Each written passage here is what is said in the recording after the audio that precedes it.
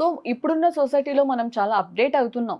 చాలా అప్‌గ్రేడ్‌గా ముందుకెళ్తున్నాం. అలాంటప్పుడు ఇలాంటి ఇష్యూని బేస్ చేసుకొని అంటే హిందూ వివాహ చట్ట ప్రకారం విడాకులు మంజూరు చేయొచ్చు అని కోర్ట్ అలా చెప్పేసింది గదా! అది ఎంతవరకు కరెక్ట్ అంటే ఇప్పుడు మధ్యప్రదేశ్‌లో ఓకే. ఇప్పుడు కొన్ని స్టేట్స్‌లో, కొన్ని కంట్రీస్‌లో మనం చూసుకున్నట్టయితే చాలా అప్‌డేట్, చాలా అండర్‌స్టాండింగ్ హస్బాండ్స్ ఉన్నారు. అండర్‌స్టాండింగ్ వైఫ్స్ ఉన్నారు.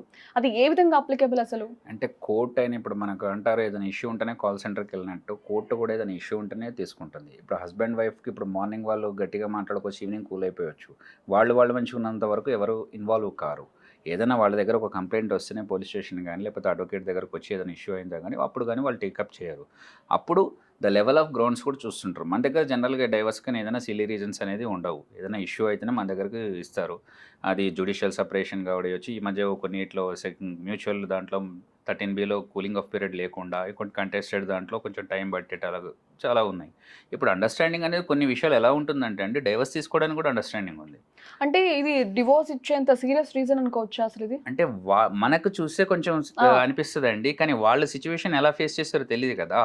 ఇప్పుడు వాళ్ళ ప్లేస్‌లో ఉన్నోళ్ళకే తెలుస్తుంది. ఇప్పుడు చదువుకున్న అమ్మాయి అంత తెలియకుండా ప్రవర్తించదు గదా! మనం ఒక స్టేట్‌మెంట్ చూస్తాం. ఓహ్! ఇంతేనా అనుకుంటాం. కానీ వాళ్ళే ఎంత ఫేస్ చేసి చివరికి ఆ విషయంలో వచ్చేవరకు అంతకుముందు కూడా ప్రైమా ఫేషియా ఎన్నో ఫేస్ చేసి ఉండొచ్చు ఆ హస్బెండ్ తోటి. చివరికి చదువు దగ్గర కూడా నన్ను ముందుకు రానీయడని ఆ క్రుయల్టీ ఎలా ఉందో, తనేమన్నా కొట్టారో లేకపోతే అబ్యూజివ్ వర్డ్స్ వాడారేమో ఇక ఇతనితో నాకు కాదనుకుందేమో.